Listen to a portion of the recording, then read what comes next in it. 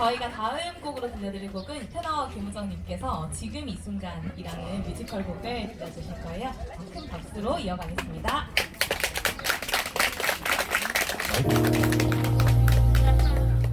지금 이 순간 지금 여기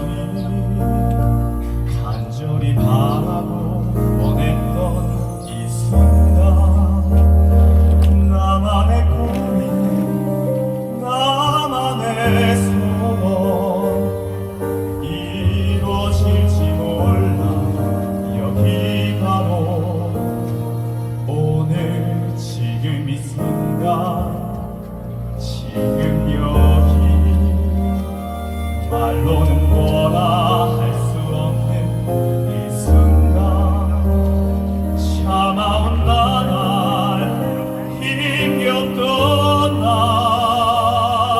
다 사라져간다 이처럼 멀리 지금 이 순간 마법처럼 날 묶어왔던 사슬을 벗어던진다 지금 내게 확신만 있으고 나는 건 이제 승리고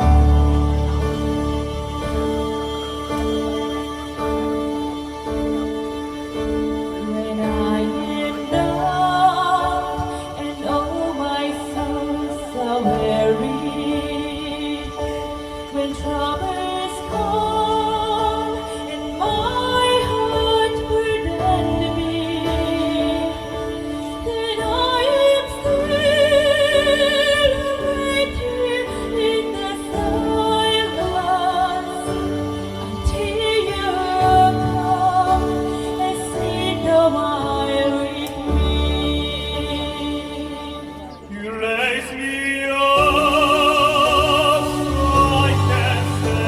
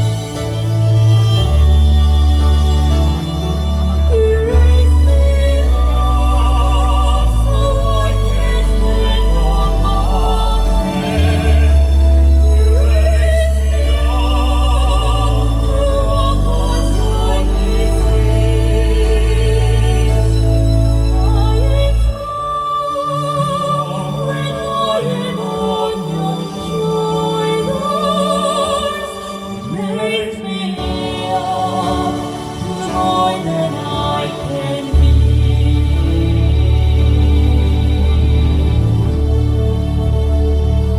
You raise me up so I can stand on mountains. You raise me up on high with stars. I am lost when I am on you raise me up to more than I can be.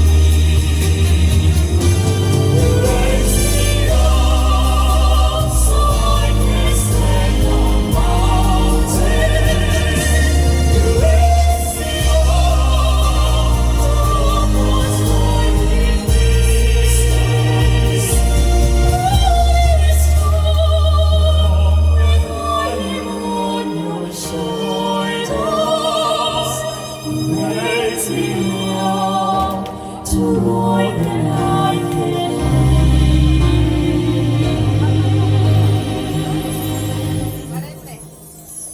You raise me up to more than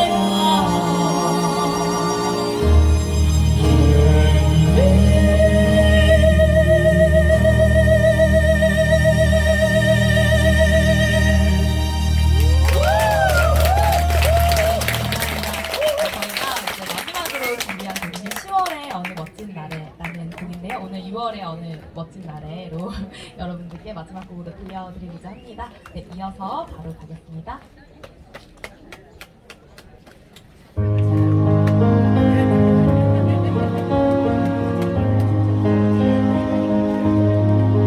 눈을 뜨기 힘든 가을보다 높은 저 하늘이 기분 좋아. 휴일 아침이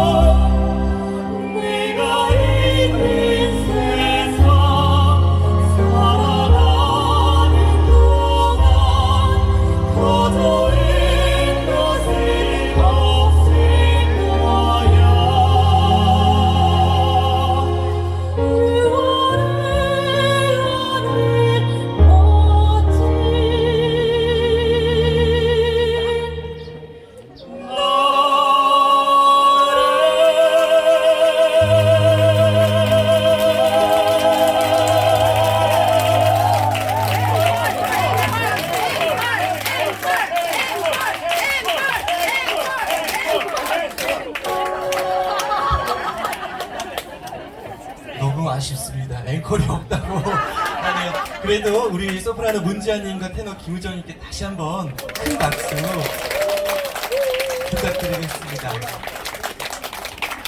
네네네. 자, 이 평화롭고 아름다운 보은사의 두 성악가의 노래가 퍼졌습니다. 신창동의 앞 들녘까지 노래가 울려 퍼졌는데, 사실 오늘 아침에 이렇게 이르게 발걸음 하시느라고 좀 피곤한 감도 있으셨을 텐데, 우리 관객분들 그리고 신도 여러분들 피로감이 다 사라지고 완벽히 재충전되시지 않았을까 생각해 봅니다. 자, 이번에는 보은사의 주지 스님이신 도제 스님께서 인사 말씀해 주실 텐데요. 이 보은사는 지난 1969년에 법진 비구니 스님께서 창건을 하셨다가 2004년에 이곳 신창동으로 이전을 한 아주 유서 깊은 사찰입니다. 특히 우리 도제 스님께서 2020년부터 주지 스님으로 일하고 계시는데, 생명이 숨쉬는 문화 도량 이를 기치로 특별히 지역민들과의 소통, 또 공연, 전시, 사회복지 사업까지 활발하게 활동을 하고 계시거든요. 우리 도제 스님께서 인사 말씀하러 무대에 올라오실 텐데, 여러분 또 뜨거운 박수 보내주실 거죠? 네, 스님 무대 위로 올라주시죠.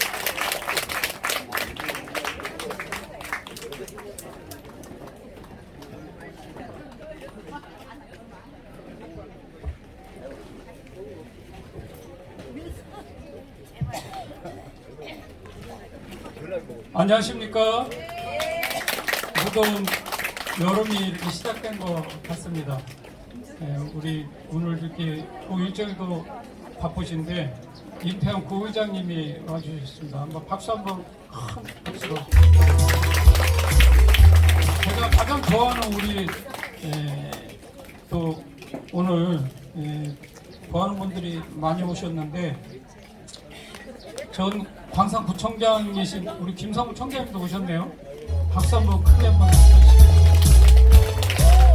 우리 그 의정을 완전히 정말 가장 행복한 치수를 높여주시고, 정말 제가 이쪽 광산구청에 구청장들 지금 15년째 이렇게 보면서 가장 내가 존경하고 좋아했습니다.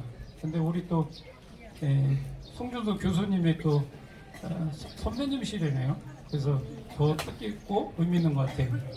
그래서 오늘 많은 분들이 와 계시지만 이 정도로 설명하고, 또 대구에서 우리 덕신 스님이 우리 불교 합창계는 작사 작곡으로 우리 가장 아주 유명하시고 알려주신 우리 덕신 선생님 와주시겠습니다. 버스 한 대가 왔습니다. 오늘 SBS 불교 음악 감독 부분이시고요. 덕신 스님을 소개해 올리겠습니다.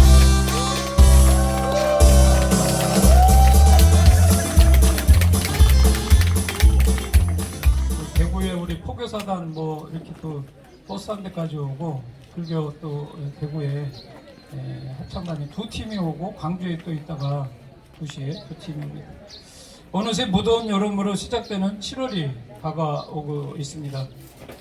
책과 그림과 의료가 이게 만나는 전시는 좀 독특하고 특별하다 할 수가 있습니다. 그런데 우리 송중석 작가님의 책 속의 내용은 빈센트 필름 반 고흐와 만나는 자리 같고, 책 속에 많은 유명한 서양화가뿐만 아니라 많은 그런 화가들이 책 속에, 책이 따분하다 그러면 그 그림 속에서 또 빠져드는, 그것은 마치 이 고흐를 만나는 것 같고, 그래서 너무나도 정말 책에 의미가 있다. 또 로덴과 숲에서 마음을 거니듯 자유자재한 관세음보살님 같으신 분이다 라고 할 수가 있습니다. 살아생전에 법정스님께서 송복동 길상사를 창건하셨는데, 거기에는 법도 앞에 관세음보살님이 계셔요. 가봤는데 성모마리아 같기도 하고 관세음보살 같기도 하고 아주 사고가 아름답습니다. 그래서 법당 앞에 관세음보살님이 계시는데, 그 조각상 있는데 최종태 작가님께서 만드신 배경이 중생을 위한 감로소 정병 끌어안아서 성모의 표정 닮은 보살상이다 라고 해서 이렇게 만들었다 그래요. 전시실 같은 법당, 마리아 닮은 관음상, 경계를 넘은 그리고 종교의 화합을 상징하는 관세음보살상을 떠오르게 되었는데 오늘 송준석 교수님께서는 종교는 또 천주교인이셔요.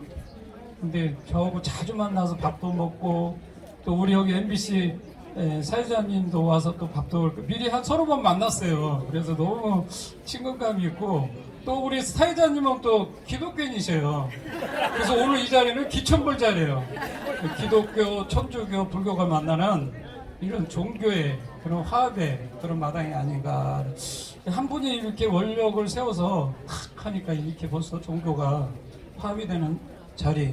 천주교이신데도 불구하고 작가님 만난 숲속을 거니다의 콘셉트는 서울 길상사에 마리아와 관세음보살과 만나는 것 같은 아주 뜻깊고 의미 있는 만남 것 같아 너무 행복합니다.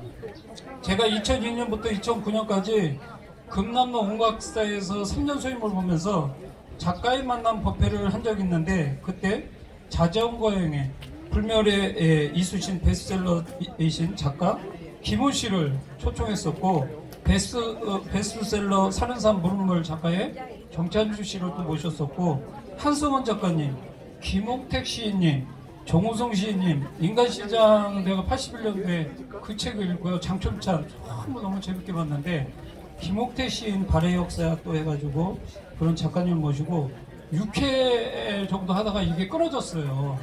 그래서 보훈사로 오면서 다시 1회 하면서 7번째 이제 작가님 만남이 되는 거예요. 내가 볼 때 김훈 씨, 정찬주 씨, 한승원, 뭐 정승호 우리 작가님보다도 와 이렇게 오전에 나는 11시 이게 하면 뭐 얼마나 올까 했는데 지금 1000명 대중이 지금 와 있는 거 뭐 가득해요. 차 댈 데 없어서 돌아온 사람이 너무 많았어요. 그래서 그분들은 한 20명 차 놓고 제가 했었거든요. 근데 우리 송준석 교수님은 저렇게 유명한지 몰랐습니다. 어쨌든 요즘 모든 전시의 트렌드가 융봉합 형태가 많아지고 있고 그러한 형태를 관람객들이 좋아한다라고 합니다. 그래서 저도 책가 화가님들의 만남을 너무 독특하면서 책장을 넘길 때마다 글을 읽을 때 지루하지 않게 생각하는 로뎀을 생각해 줍니다. 오늘 훌륭하신 교수님을 모시게 된 것을 다시 한번 큰 영광으로 생각합니다. 큰 박수로 한번 교수님 책 많이 읽으시고 지식과 지혜를 쌓는 시간이 되시길 바라면서 다시 한번 고맙다는 말씀을 올립니다. 교수님 감사합니다. 그리고 MBC 김도식 사회장님은 이렇게 종교가 다른데도 불구하고 오늘 함께해 주신 것 다시 한번 감사드리고요. 바쁘신 구조 일정에도 함께해 주신 부의장님, 임태한, 김상호 전 구청장님, 산업통상부 전 대변인도 오셨고 강성구 국회의원 이쪽에 앞으로 후보님들 또 의원님들 많이 지금 오시고 계시는데 다시 한번 그분들에게 인사드리고 고맙다는 말씀. 많은 분들 또 소개 올려나 또 공익지원센터 우리 센터장님 오셨는데 어떻게 안 보이시나? 제가 잠깐 왔다 갔는데 늘 이렇게 많은 분들이 우리 불교 네트워크 함께 해주시고 있습니다. 고맙습니다. 행복하시길 바랍니다.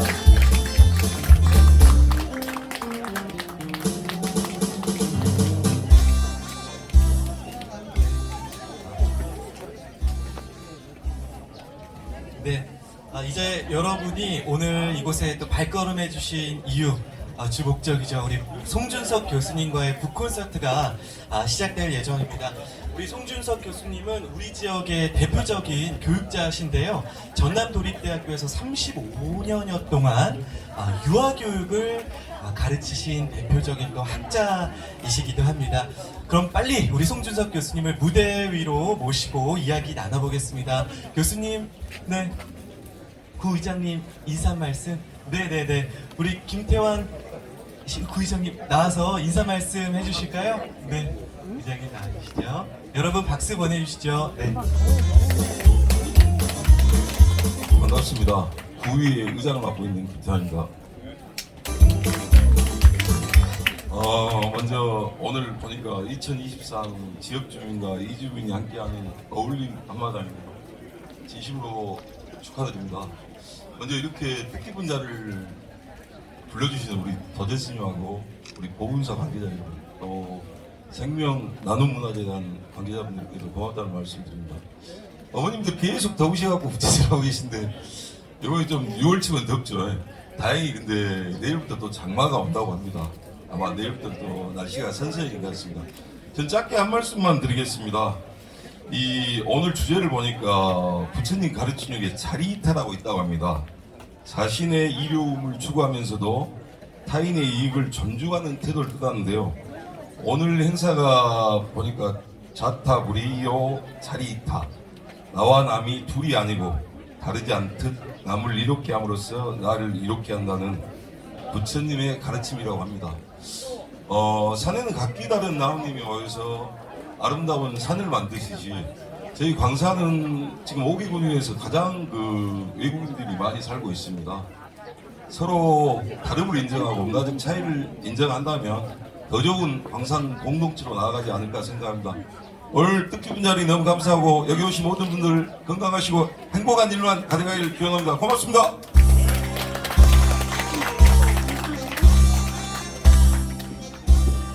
네, 우리 김태환 의장님 말씀 잘 들었습니다.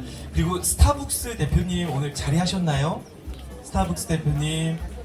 네, 스타벅스 대표님도 나오셔서 짧게 인사 말씀 해주신다고 하네요. 여러분 박수 부탁드립니다. 우리 대표님. 네, 무대 위로 신속하게 올라와 주시죠. 네.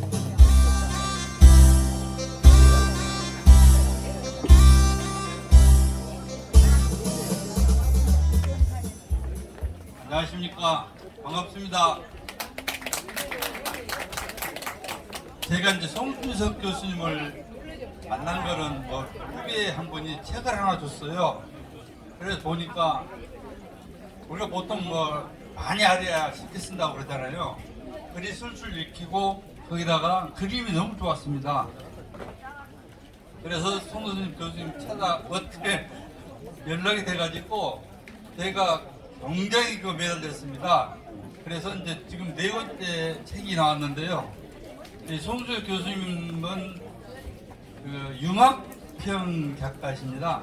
이게 이제 그림도 있지만은 글 내용도 뭐 동서양을 다 넘나들고 이런 글이라 돼가지고 우리가 뭐 한 번씩 읽어봐도 굉장히 재미도 있고 그래서 죄송합니다. 그래서 저희가 이제 내년에 한 번 더 책을 내가지고 크게 한번 해보겠습니다. 감사합니다.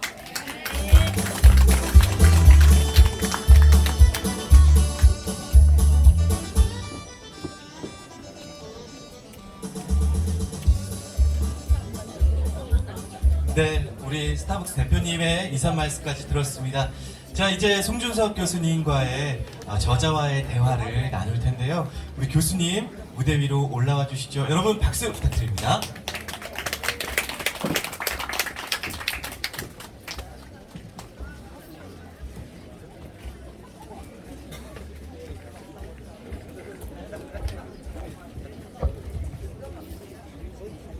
네, 교수님 반갑습니다. 오늘 날씨가 이 아침부터 벌써 많이 더워졌는데요. 이 무더위 속에 또 출판 기념회 찾아주시고 자리해주시는 우리 관객분들, 신도님들께 감사의 인사 말씀 전해주시면 좋을 것 같아요. 네, 감사합니다.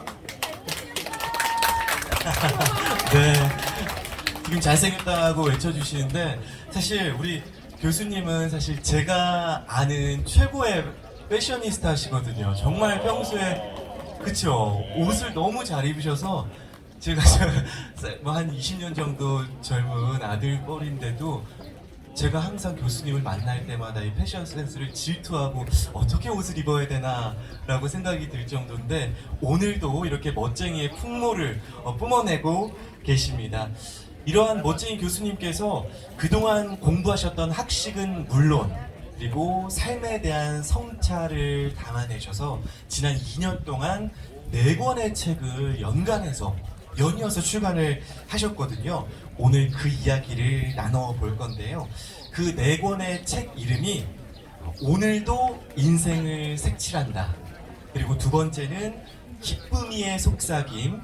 그리고 우리들의 잃어버린 선물. 그리고 마음의 숲을 거닐다. 이 4권의 책입니다. 이 4권의 책이 또 각각 주제가 있는데 어떤 그 주제가 담겨 있는지 먼저 숲을 둘러보듯 크게 한번 설명해 주시면 좋을 것 같아요, 교수님.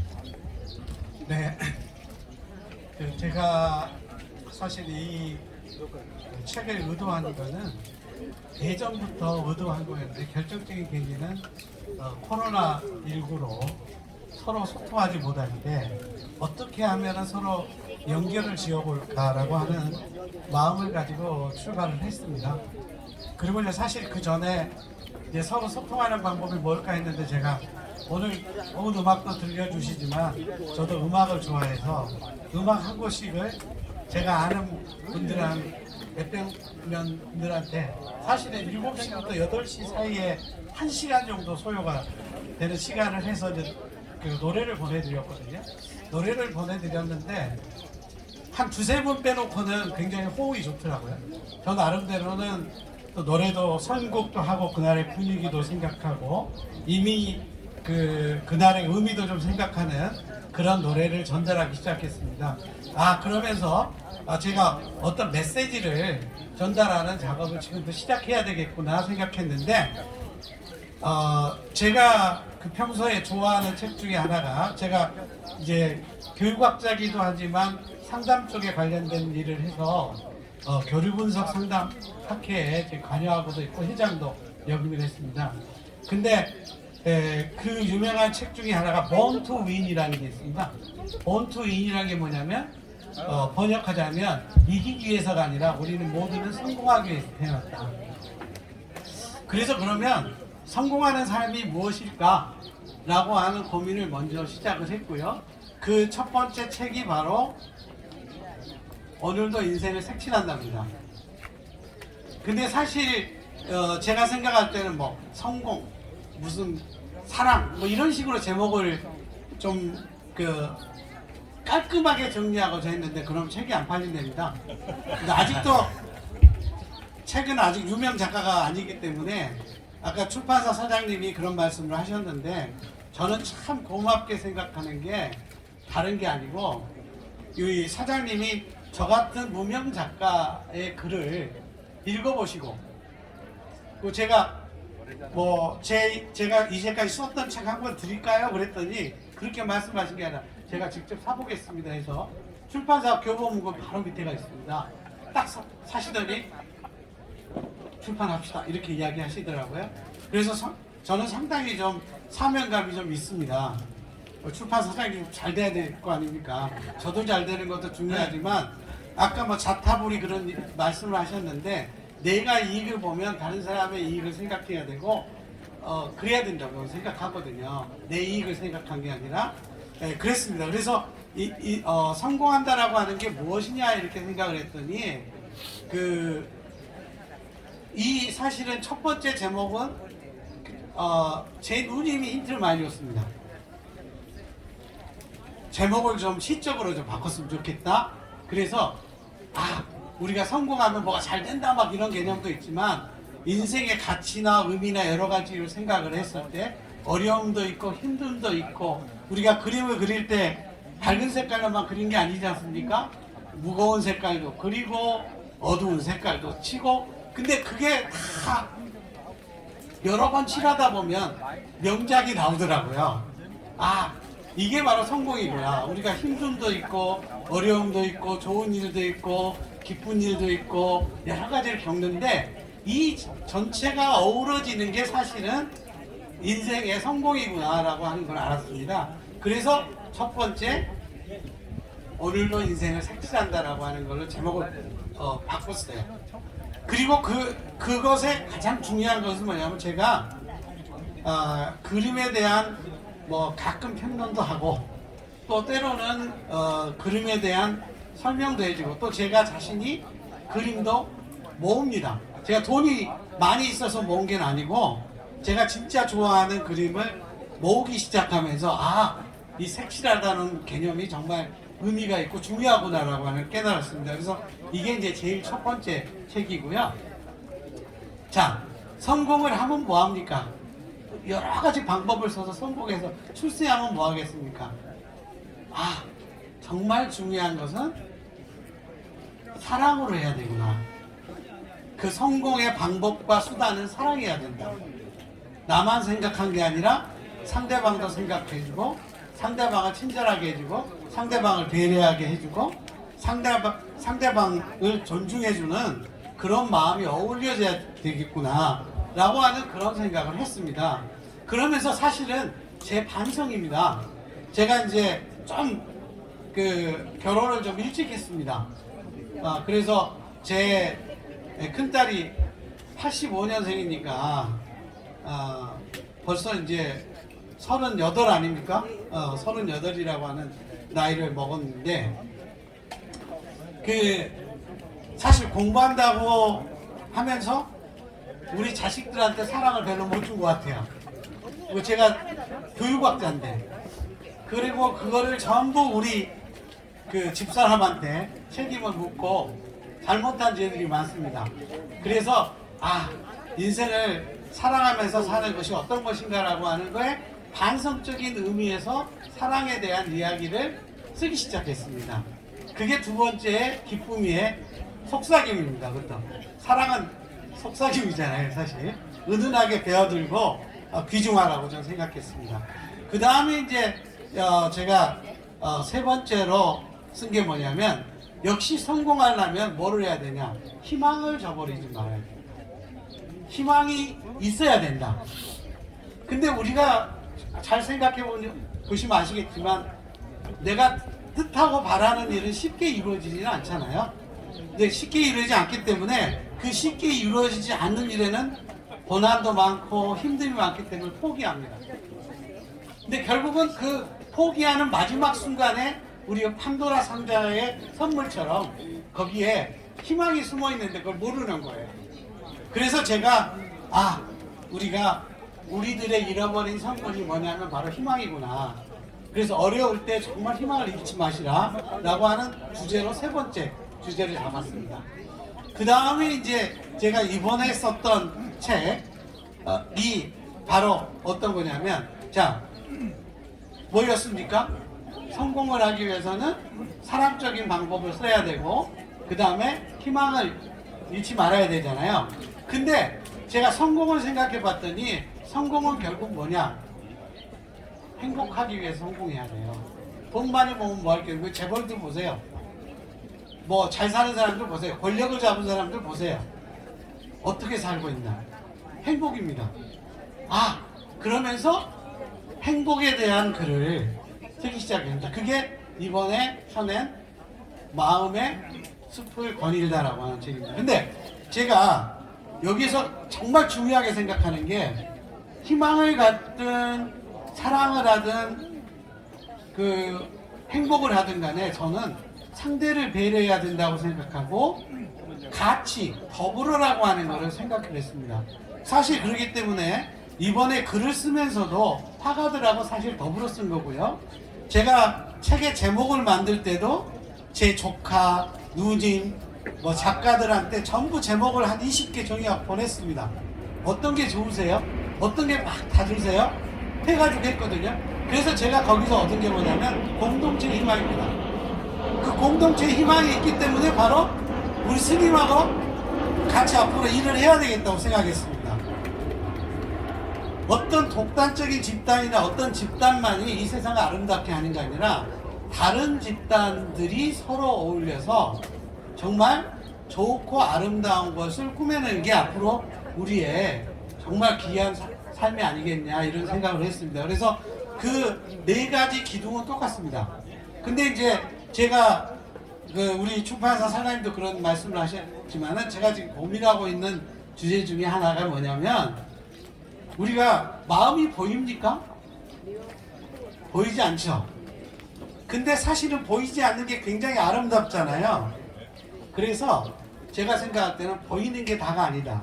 보이지 않는 것에 대한 아름다움을 인연이, 우리 불교에서 말하는 인연이라든지 관계라든지 이런 걸 가지고 진실한 어떤 소통에 대한 문제를 가지고 지금 책을 쓰려고 고민을 하고 있습니다. 자, 너무 길게 이야기하면 제가 재미가 없을 것 같으니까 여기서 설명을 마치겠습니다. 네, 성공, 사랑, 희망, 행복 그 네 가지를 책을 써주셨는데 앞으로 또 이 보이지 않는 것에 대한 아름다움에 대해서 5번째 책을 쓰겠다라고 또 책 예고까지 해주셨는데 저뿐만 아니라 우리 송 교수님 책을 읽어보신 많은 분들이 내용이 감동적이고 또 깊은 지혜가 담겨 있는 것 같아 좋았다라는 말씀을 많이들 하시는데, 일단 책이 너무 예쁘게 나왔다라는 평을 많이 하시더라고요. 특히 이번 4번째 책, 지금 사인회 하면서 미리 또 구입을 하시고 사인 받으신 분들 계실 텐데, 마음의 숲을 거닐다, 이 표지가 주는 느낌이 너무 좋거든요.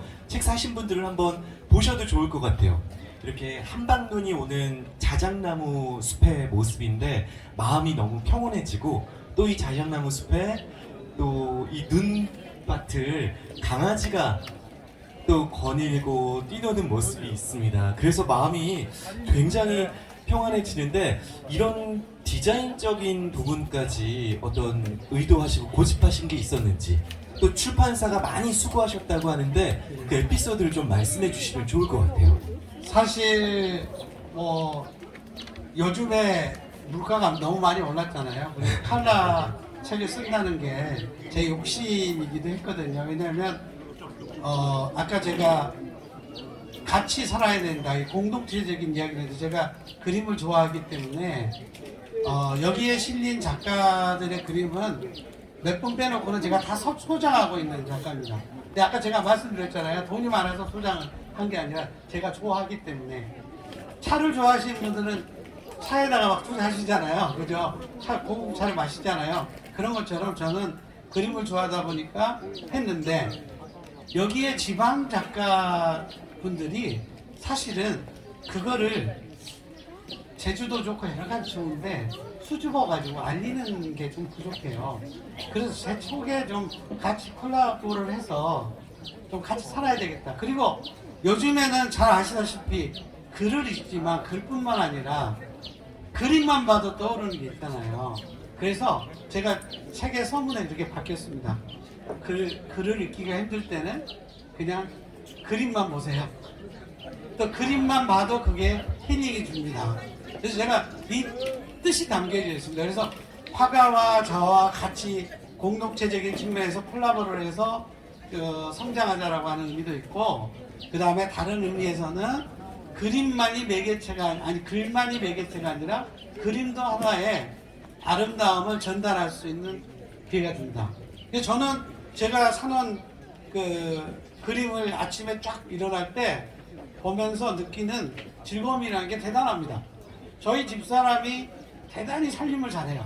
살림도 잘하고 정말 차도 좋아하고 뭐 도자기도 잘 하고 그릇도 막 예쁘게 하고 하는데, 저는 그림을 좋아하기 때문에 그림을 쫙 뭐 아파트 벽면에 다 붙어 있어요. 뭐 이렇게 있는데, 제가 아침에 잠을 깨고 나서 그 그림을 보고 느끼는 즐거움이라는 것은 이루 말할 수 없는 겁니다. 그래서 저만 갖고 있는 게 아니라 같이 나누자, 이런 생각을 가지고 있고요. 그 다음에 표지도 말씀하셨지만 이 표지에서도 주는 생명체, 우리 스님이 생명공동체 이야기하잖아요.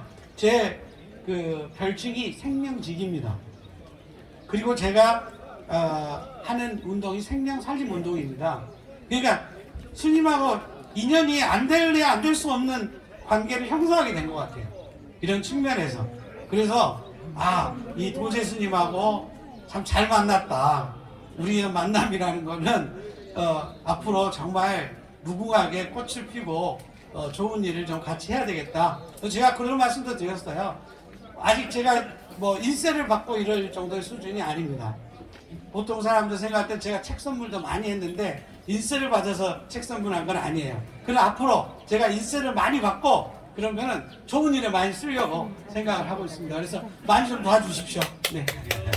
네, 요즘은 이렇게 활자가 약해지는 시대라고 하잖아요. 글을 많이 안 읽고 또 사진과 영상이 또 주가 되는 시대인데, 그에 맞춰서 책에다가 그림을 넣으신 것도 있지만, 무엇보다 우리 지역 작가님들, 실력 있는 작가님들이 많으신데 전시 공간을 찾지 못해서 그런 경우도 많은데, 그래서 또 책에서 협업을 하셨다라고 말씀을 해주셨단 말이에요. 네네. 어떤 작가님들의 작품인지, 또 그 작가님들과 어떤 인연으로 이렇게 작업을 하게 됐는지 지금 생각나시는 몇 분하고의 그 일화를 또 말씀해 주시면 좋을 것 같아요. 제가 사실 개인적으로 인기가 없는 작가분 중에 하나인데 제가 제일 좋아하는 작가인데 신철호 화백이라고 신철호 작가님. 네, 네. 저보다는 한 2~3살 적은 작가입니다만은 이 작가의 작품을 보면 무분한 상상을 할 수가 있어요. 그래서 제가 다음에 작가 아까 보이지 않는 것이라고 이야기를 했잖아요. 네. 그래서 다음 작품은 제가 서울에 있는 유미주의의 그 비구상 작가들하고 좀 같이 협업을 해서 제가 지금 책을 써낼 생각을 가지고 있거든요. 근데 그분은 작가 정신이 투철하세요. 근데 이제 사실은 작가들도 좀 생활이 좀 되면서 살아야 되잖아요. 그렇죠. 근데 그런 게 상당히 좀 힘듭니다. 힘들어요. 그래서 저는 이제 그런 분들하고 좀 같이 일도 좀 하고 싶고 여러 가지 꿈도 좀 펼치고 싶고 그런 것에 좀 도움이 된다면은 네. 이렇게 좀 일을 나누고 싶습니다. 네.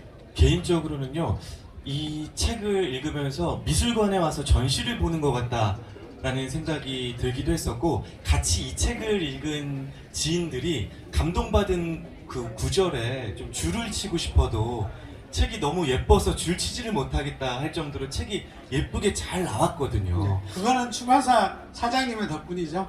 출판 비용을 아끼지 않고 거기에 투자해 주. 그래서 제가 사명감을 느낀다는 거죠. 네. 그래서 좀 이렇게 오늘은 좀 내가 글을 읽고 싶지 않다라는 분들은 책을 펴서 그림을 보는 어떤 도록 같은 역할도 하게 되는 것 같아요. 그렇죠. 네. 그래서 서로를 또 존중하고 아끼는 네. 저는 우리 미술 작가님과 또 우리 송준석 작가님, 글 작가, 도서 책 작가가 만나서 네. 이 책이라는 공간 안에서 전시를 펼치고 있다. 네. 그런 느낌도 네. 받았었습니다. 네.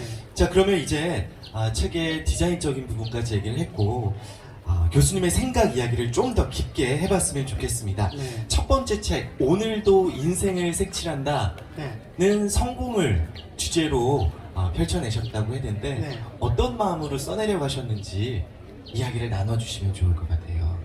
어떤 마음으로 써내려가냐면 진지한 마음으로 써내려갔습니다. 진지한 마음으로. 네. 근데 전체 책의 구상은요. 제가 보살펴 보니까 제가 그렇게 삶을 잘 살지 못했더라고요. 다른 사람들한테도 피해도 많이 주고 또 제가 제 권위를 이렇게 막 발휘해가지고 다른 사람들한테 억압한 적도 있고 다른 사람을 무시한 적도 많고 그랬던 것 같아요. 근데 제가 이제 사실 정년이 한 1년 반 남았는데 이제 나이가 먹어가고 이렇게 하니까 내가 삶을 이렇게 살아서는 안 되겠구나 라고 하는 생각을 했습니다.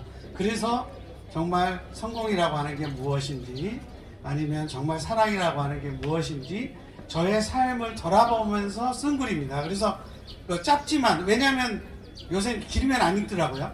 네, 제가 이제 그런 생각을 해요. 어떤 유명한 강연자가 정말 이제까지 강연을 하면서 자기 전공을 강연해 준 적이 없대요. 사실은. 근데 전공 강의가 한번 들어왔대요. 그래서 전공 강의를 하는데 너무 신나서 막 떠들었대요. 있는 지식 없는 지식 해가지고 딱 떠들었더니 그때 어떤 결과가 나왔냐면 그 평가가 베리 배드였대요. 지 혼자 떠든 거죠. 그래서 제가 생각한 게 뭐냐면 대상을 고려하지 않는 만남이라든지 책이라든지 강의라든지 이런 것들은 하등의 의미가 없다. 저렇게 생각했습니다. 어차피 우리가 나누는 건데 서로가 소통이 돼야 되잖아요. 그래서 성공의 문제든 사랑의 문제든 희망의 문제든 행복의 문제든지 더불어 가자. 내가 능력이 있고 힘이 세니까 내가 모든 걸 지배하겠다? 예를 들면 힘 있는 사람이니까 내가 뭐 하면 따라오면 돼. 이게 아니고 정말 상대방의 사람들과 어떻게 살면은 더불어 행복하겠냐. 사실 부끄러워요. 아까 제가 말씀드렸지만 우리 집안에서 뭐 제가 잘한 일도 없고 솔직히 말해서 그 다음에 저하고 관계 맺는 사람한테도 잘한 적이 별로 없는 것 같고 그런데 제가 글을 쓰면서 느낀 게 뭐냐면 앞으로 잘해야 돼. 지금부터라도 잘해야 되겠다. 라고 하는 그런 성찰의 의미로 썼다. 이렇게 생각하시면 될 것 같습니다. 네. 그리고 두 번째 책이 제목이 기쁨이의 속삭임이거든요. 네. 기쁨이가 제가 알기로 우리 교수님의 예, 손녀입니다. 손녀의 이름이 들어가 있잖아요. 그래서 더 사랑이라는 키워드가 잘 맞아 떨어진다라는 생각이 드는데, 기쁨이의 속삭임에는 또 이 책에는 어떤 내용이 담겨 있는지 말씀해 주세요. 기쁨이의 속삭임은 진짜 기쁨이를 즐겁게 해주기 위해서 사실은 네. 제가 생각한 게 많습니다. 거기에 담겨 있는 뜻이 많은데, 사실 제가 아까 말씀드렸잖아요. 제가 어려서 이제 좀 일찍 결혼을 했고, 그 다음에 공부한다고 자식들한테 사랑을 못 준 것 같아요. 사랑을 주지도 못하고 저희 집사람 고생 많이 시키고 힘들게 하고 이런 것들이 앞으로의 남은 생은 좀 서로 사랑하면서, 뭐 그렇다고 해서 제가 완벽한 사람이 아니기 때문에 뭐 화도 안 내고 뭐 다른 사람을 다 포용하고 그런 존재는 못 됩니다.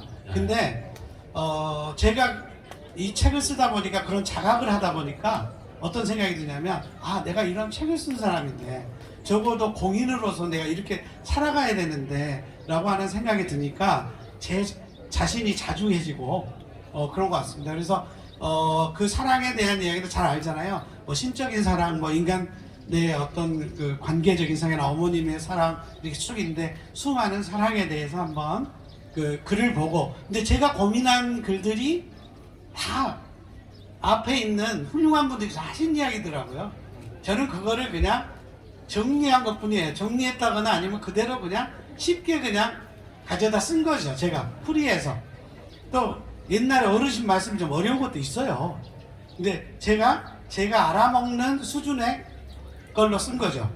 그래서 그 글을 제가 무슨 참고문헌을 달거나 예를 들면 무슨 뭘 이종해서 쓴 게 아니라 제가 생각나는 대로 썼고, 그게 우연찮게 저보다도 훌륭하신 분들하고 맞는 글이 있으면 그걸 또 인용해서 출발할 수 있도록 그렇게 했습니다. 그래서 그 출발하는 글 자체가 그것만 읽으셔도 돼요.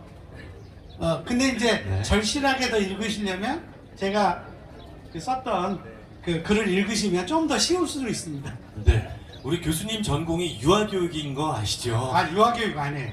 저 교육학 교육철학이고 교육철학, 네. 과소속은 유아교육을 했죠. 네. 근데 지금은 정말 학교가 네. 상당히 어려워서 지금 공연음악과에서 하고 있습니다. 저도 공연 잘합니다. 그래서 정말 책 내용도 쉽게 잘 써져 있다. 꼭 어른들만 읽는 게 아니라 우리 중고등학생이나 초등학생이 함께 읽어도 그림과 함께 지루하지 않게 읽을 수 있다는 생각을 했었거든요. 그리고 우리 이번에 이 세 번째 책, 우리들의 잃어버린 선물은 주제가 희망인데, 희망을 이야기하는 책 제목이 잃어버린 선물 네. 해서 궁금해하시는 독자분들이 계시대요. 아, 이거는 제가 희망을 뭐 드립니다. 뭐 이렇게 하려고 했더니, 저희 부산에 사는 조카가 있습니다. 조카가 그걸 약간 좀 다른 걸로 생각하면 안 될까? 뭐 이렇게 이야기를 하더라고요. 궁금증을 자극하는 제목이야 좋대요. 근데 사실은 제가 전하는 메시지가 희망이라 할지라도 사실은 희망이 엄청나게 많게 있어요. 사실은 어느 순간에 우리가 주역에서 보더라도 가장 어려울 때가 상승일 때잖아요. 그래서 사실은 앞으로 좋아지는 건데, 그 가장 어려워졌을 때 사실 포기하거든요. 그래서 이제 제가 생각한 게 뭐냐면, 우리가 그걸 발견해내고 찾아내야 되는데, 이 선물을, 여러분 선물 아시죠? 선물이 뭡니까? 현재가 선물이에요. present. 선물이기도 하고 지금이기도 합니다. 그래서 그 선물을 잃어버렸구나. 그래서 지금을 잃어버리면 안 된다는 거의 의미도 있고요. 진짜 나한테 주어진 달란트인 선물을 잃어버리면 안 된다.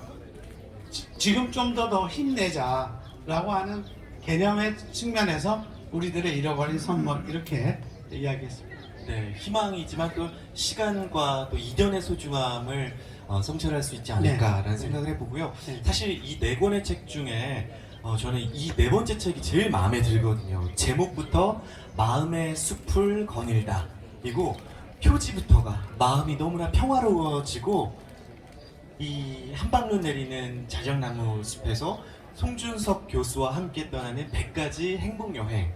이 책이 너무 좋아요. 이 책의 이야기도 좀 들어보고 싶네요. 사실 뭐 이 책의 이야기는 잘 아시다시피 이번에 이제 김한민 감독이 추천사를 써줬습니다. 네. 근데 제가 이제 상담하는 사람이어서 그런지 몰라도 저를 보면 약간 편안하대요. 만나면. 근데 2014년에 김한민 감독이 좀 그 명랑을 찍고 1,700만이 넘는 우리나라의 스타 감독이 되고 최고의 영화 감독이죠. 그렇죠. 최고의 영화 감독이 됐는데 그때 저한테 우연하게 강의 들을 계기가 됐고 저하고 만나서 삶이 상당히 편안해져 바뀌어지는 계기가 됐습니다. 그래서 행복이라고 하는 것은 우리가 마치 그 돈을 많이 벌고 지위가 높아지고 내가 얻을 수 있는 무엇을 얻으면 그게 행복일 것 같은데 그게 아니더라고요. 마음에 여유가 있고 그 다음에 자기의 욕구를 좀 내려놓을 줄도 알고 남을 위해서 좀 희생할 줄도 알고 이래야 행복이 오는 것 같더라고요.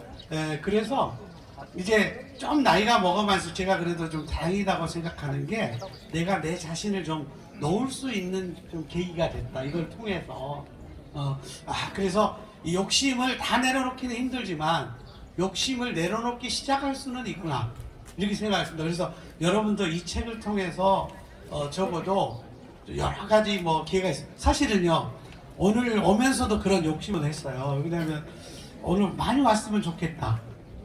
그리고 아침에 오기로 했던 사람들이 뭐 부모님이 아파요, 뭐가 아파요, 뭐 핑계를 대가지고 뭐 어디를 가야 돼요, 뭐 무슨 일이 생겼어요 해가지고 안 온다고 막 문자가 막 들어와요. 그래서 내심 걱정했어요. 사실 뭐 우리 스님은 이렇게 많은 천막을 쳐놨는데 제가 진짜 스님 말씀하신 대로 출판 기념회 갔더니 한 20명 앉아있고 되게 15명 이렇게 앉아있더라고요. 근데 걱정을 많이 했어요. 근데 제가 오늘 아침에 제가 날마다 내원역을 하거든요. 내원역을 하면서 내려놨어요. 그래. 내가 여기에서 최선을 다해서 이 순간에 잘하면 되지. 그분들이 오고 오는 것은 내 인연이 아니야.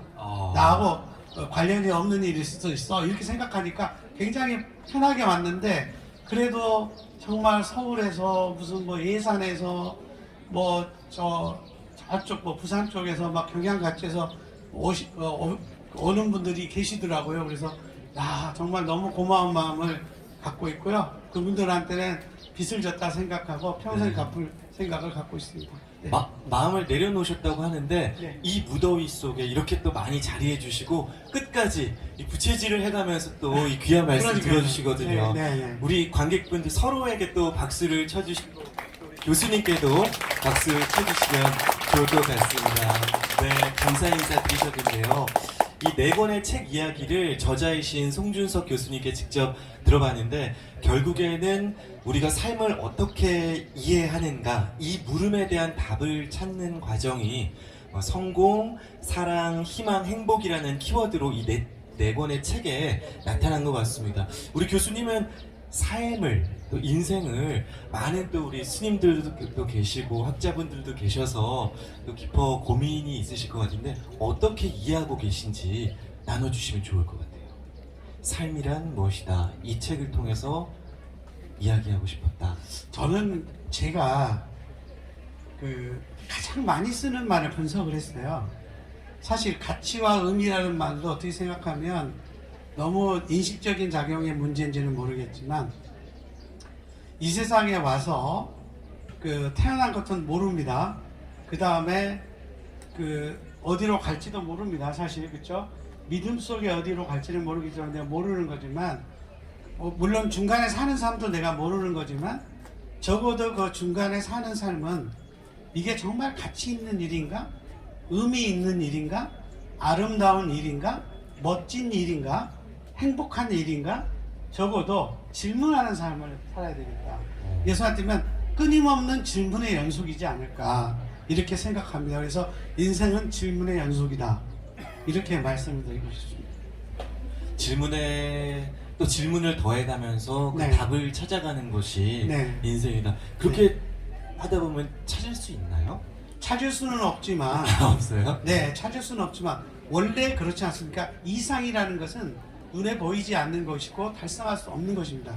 근데 우리가 큰 바위 얼굴에 볼 수 있듯이 내가 어떤 이상을 쫓아가다 보면 내가 어느 순간에 변화되어 있습니다. 그래서 변화의 상지를 내가 의도는 하지 않더라도 내가 어떤 이상과 가치를 의미를 쫓아가다 보면 그렇게 되지 않을까 저는 그렇게 생각하고 있습니다. 아무래도 우리 교수님도 그렇고 이 자리에 함께하신 이런 분들도 아마 깊게 공감하면서 고개를 끄덕이시면서 듣는 것 같아요. 이제 저만 이제 배우는 입장으로 계속 이렇게 말씀을 듣고 깨달아 가고 있는데 독자분들 중에서 또 질문하고 싶은 분이 계시다고 교수님께 해서 제가 마이크를 드리고 한번 질문을 받아보겠습니다. 네.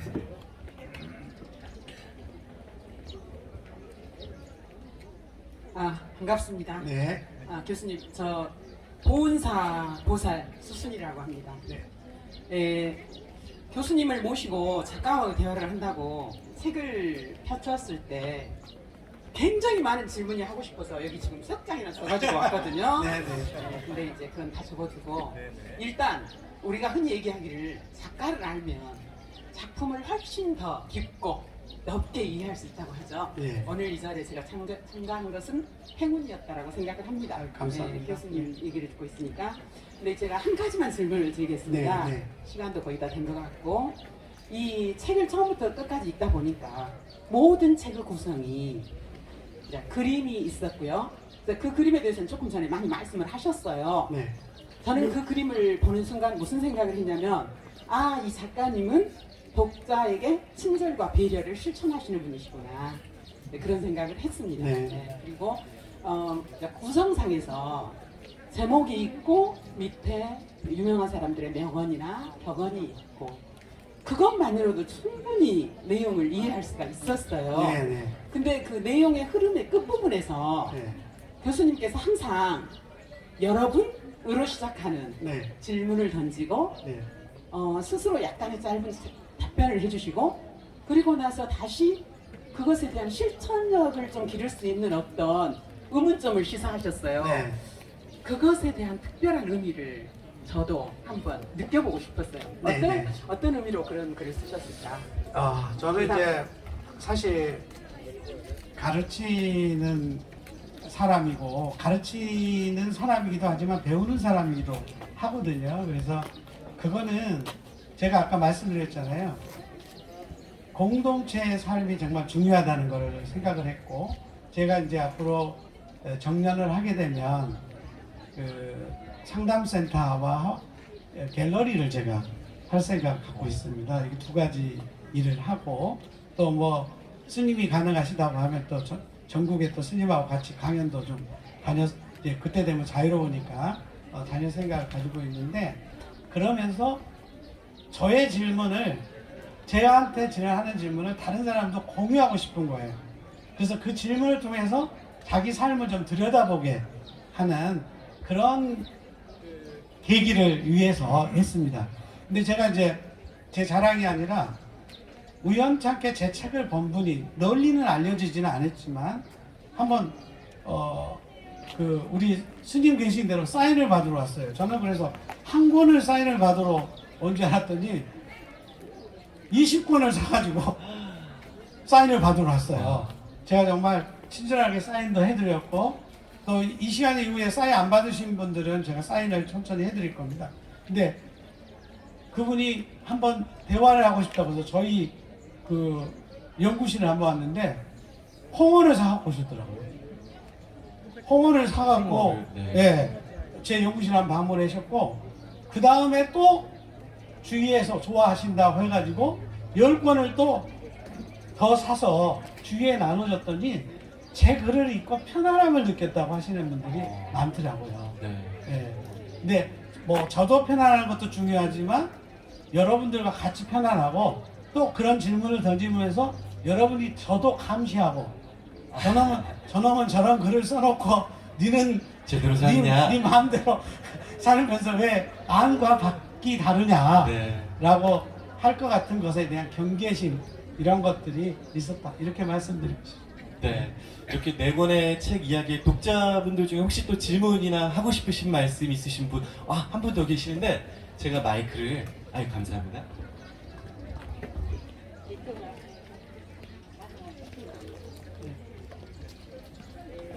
안녕하세요. 박미경 교수님 추천으로 온 김연실입니다. 네. 안녕하세요. 손준석 작가님 오늘 처음 뵀는데요. 지금까지 살아오시면서 이기나 힘들었던 점이 있었는데 그 이기를 어떻게 넘기시는지 궁금합니다. 여쭤봐도 될까요? 아, 저는 비교적 위기는 많이 없었는데 이제 그 큰 위기라고 할 것 같으면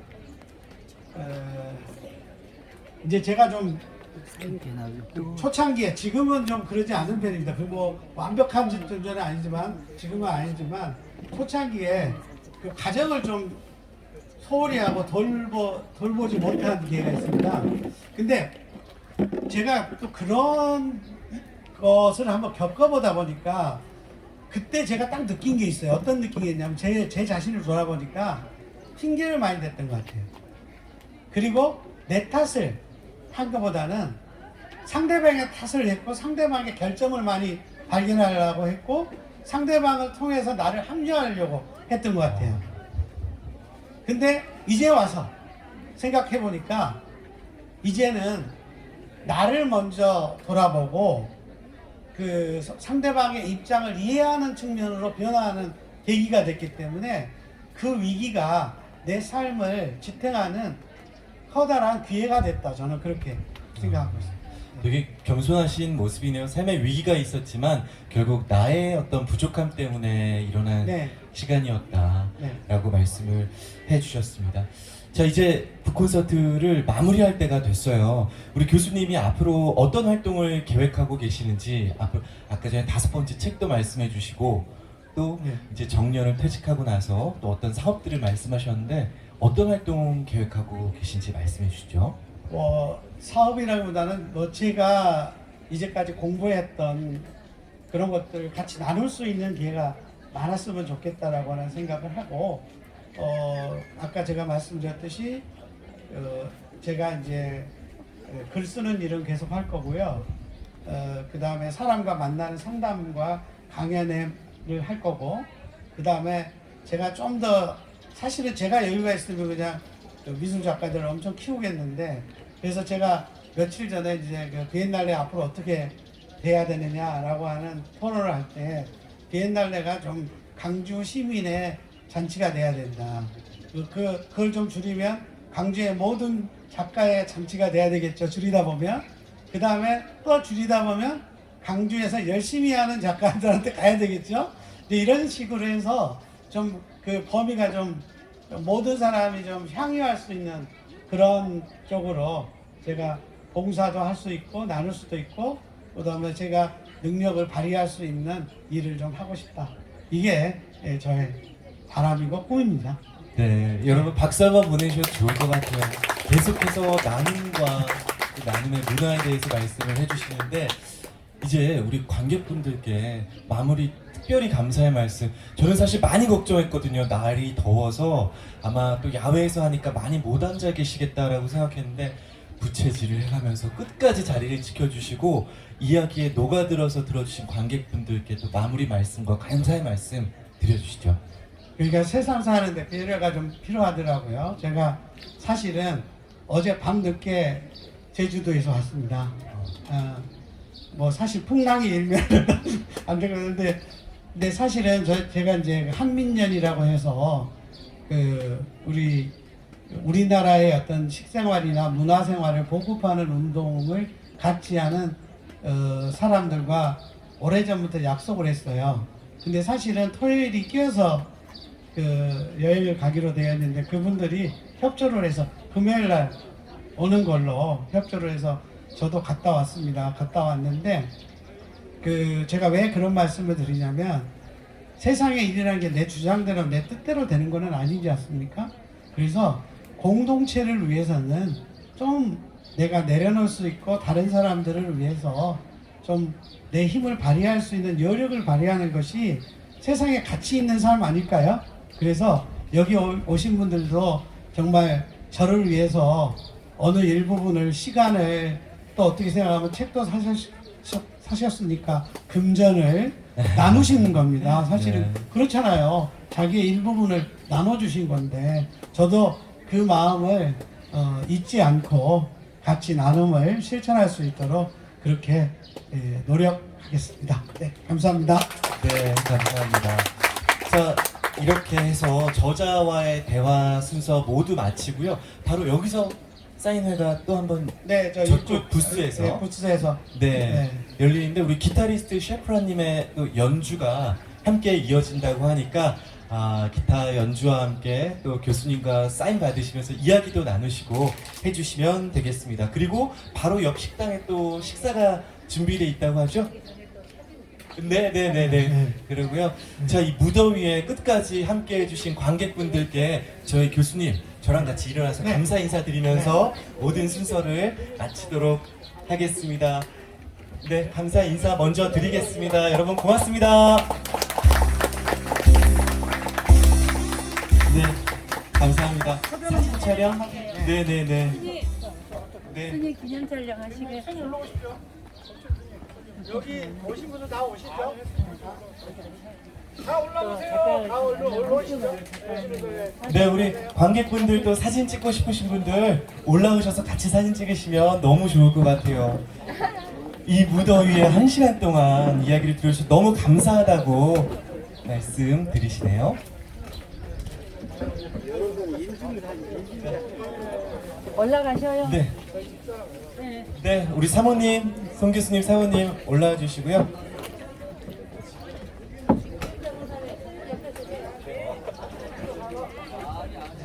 네.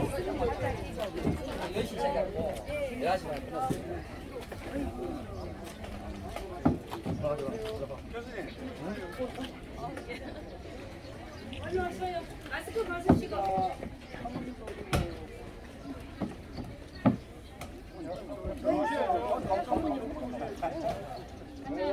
자, 찍겠습니다. 하나, 둘, 셋. 안 되는 것 같은데. 하트. 아나운서님 사이사이에 얼굴이 안 보여. 자, 한번 더 찍겠습니다. 하나, 둘, 셋. 감사합니다. 감사합니다. 네, 모두들 수고 많으셨습니다.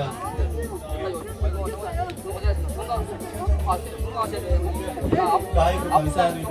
네.